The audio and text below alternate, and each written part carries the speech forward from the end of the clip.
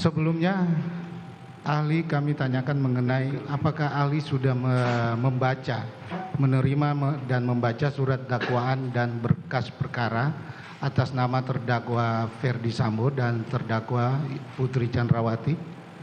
Saya sudah membaca surat dakwaan tersebut. Baik.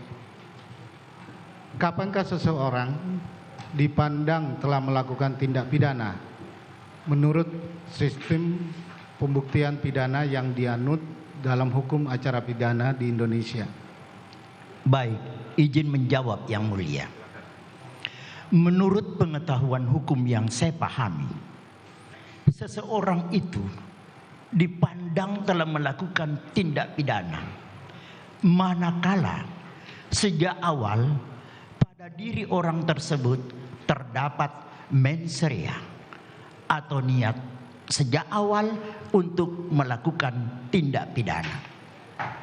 Selain memiliki mens rea, maka orang tersebut harus melakukan actus reus.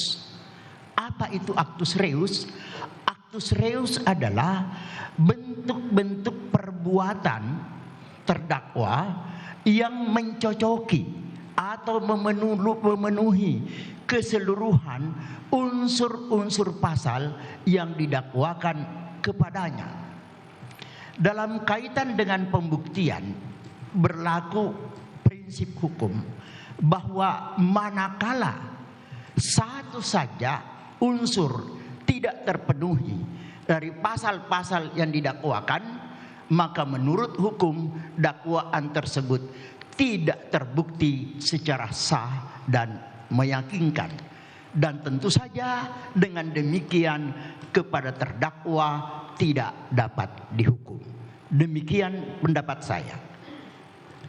Baik, ahli menjelaskan tadi mengenai unsur-unsur yang dibuktikan maupun tidak dapat dibuktikan dalam perbuatan pidana. Saya ke dakwaan terkait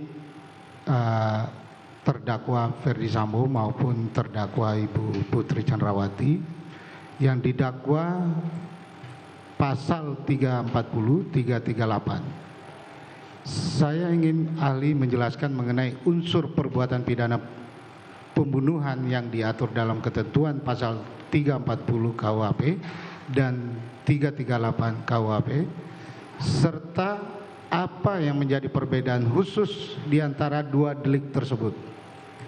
Izin yang mulia untuk menjawab. Saya ingin mulai dulu pada unsur dari pasal 338 KUHP. Pada pasal 338 KUHP itu unsurnya terdiri dari barang siapa dengan sengaja menghilangkan nyawa orang lain.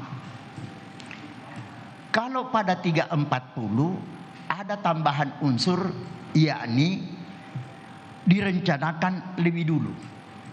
Jadi ini perbedaan yang sangat mendasar, bahwa kalau delik pembunuhan biasa 338 itu tidak ada kalimat direncanakan lebih dahulu.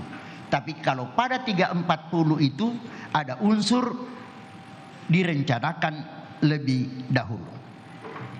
Berikut, saya kemudian ingin menjelaskan bahwa sebenarnya kejahatan ini, kejahatan pembunuhan berencana itu adalah biasa disebut dengan mor. Kejahatan ini sebenarnya adalah kejahatan biasa, dosla, tetapi hanya karena kemudian dilakukan secara berencana, maka dianggap sebagai pembunuhan berencana atau mor. Lalu kemudian yang unsur esensial yang membedakan di sini, karena pada pasal 340 itu perbuatan pembunuhan harus dilakukan dengan direncanakan terlebih dahulu. Maka sebenarnya apa maksud atau makna yuridis, makna hukum dari unsur pasal direncanakan lebih dahulu yang biasa disebut dengan Voorbaden Raad. Di situ untuk dikatakan direncanakan lebih dahulu harus ada waktu antara niat untuk melakukan perbuatan pidana itu dengan pelaksanaannya harus ada waktu.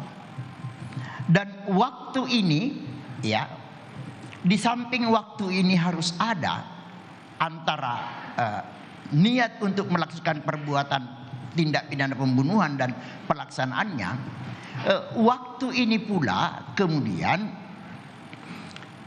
disyaratkan bahwa waktu ini tidak juga boleh terlalu singkat, tetapi juga tidak terlalu lama.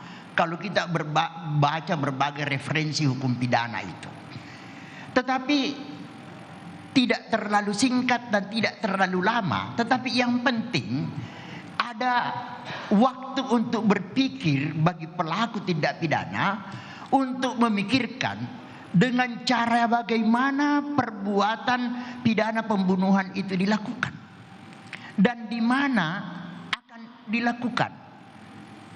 Dan kemudian pada diri pelaku itu harus ada satu keadaan ketenangan, ya, berpikir dengan tenang, ada satu ketenangan. Khusus berkait menyangkut dalam kasus ini, perkenankan saya mengemukakan bahwa kalau syarat pasal ini, pembunuhan berencana ini mengisyaratkan harus ada waktu dan di mana pelakunya dapat berpikir dengan tenang, memikirkan bagaimana cara perbuatan itu dilakukan dan di mana dilakukan. Yang menjadi pertanyaan di dalam pemeriksaan perkara ini adalah terdakwa FS ini mendapatkan pemberitahuan dari istrinya bahwa izin yang mulia, keberatan karena sudah menyangkut fakta. Ahli ini kan ahli tidak langsung, harusnya ilustrasi tidak boleh menyangkut fakta secara langsung yang mulia. Jadi kami keberatan. Ya, silakan dilanjut mengenai itu. Karena tadi pertanyaannya adalah seputar BAP. Seputar dakwaan. Mulia. Dakwaan. Oke. Jadi ini silakan langsung ke fakta. Jangan. Yang mulia, saya menyampaikan bahwa sebelumnya memang kami sudah memberikan kepada ahli dakwaan maupun berkas perkara terkait terdakwa Ferdi Sambo dan terdakwa Putri Candrawati agar ahli dapat mempelajari dan memberikan pendapatnya. Saudara Jaksa Penuntut Umum, ahli ini dihadirkan oleh terdakwa dalam kaitannya adalah untuk mendengarkan. Biarkan nanti kita tanggapi dalam tuntutan aja. Ya, silakan. Lanjutkan, saudara. Ya, baik. Terima kasih yang mulia. Majelis Hakim yang mulia, yang amat sangat saya hormati. Izinkan saya untuk mengemukakan pendapat hukum saya sesuai kedudukan sebagai ahli. Soal nantinya silakan para pihak penuntut umum, penasehat hukum menilainya. Tentunya penuntut hukum akan menuangkan dalam rekusitornya kelak dan penasehat hukum dalam pembelaannya, dan pada akhirnya majelis hakim yang mulia akan menuangkannya di dalam putusan tersebut. Baik. Lanjutkan. Baik, terima kasih yang mulia. Tadi saya terpotong oleh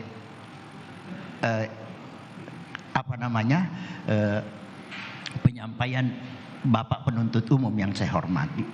Tadi saya menjelaskan bahwa khusus berkait kasus ini, tadi saya katakan bahwa pasal 340 ini mensyaratkan adanya waktu dan ada ketenangan bagi pelaku untuk berpikir dengan cara bagaimana perbuatan pembunuhan itu dilakukan dan di mana dilakukan.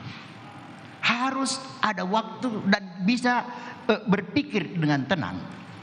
Dalam kasus ini yang menjadi pertanyaan adalah bahwa bagaimana mungkin saudara terdakwa FS ini bisa berada dalam keadaan tenang ketika atau di saat dia mendapatkan pemberitahuan dari istrinya bahwa istrinya baru saja mengalami tindakan pemerkosaan. Semua laki-laki normal di dunia ini kalau mendengarkan kabar bahwa istrinya diperkosa, saya yakin dan percaya dia pasti marah. Kecuali kalau dia tidak normal. Tapi kalau dia normal, pasti mendidih darahnya itu, memuncak kemarahannya. Silakan menghadap sini saja. Iya, karena itu adalah harkat dan martabat yang harus dipertahankan. Dalam kondisi yang demikian, terdakwa FS yang mendapatkan pemberitahuan tersebut, sejak menerima pemberitahuan tersebut, menurut pendapat saya sebagai ahli, dia sudah tidak dalam keadaan tenang. Dia tidak sudah dalam keadaan tenang. Tetapi berkait menyangkut secara spesifik, karena soal tenang atau tidak tenang adalah merupakan aspek kejiwaan, maka itu adalah tentu dijelaskan oleh ahli psikologi forensik. Demikian untuk sementara catatan atau pendapat saya yang mulia.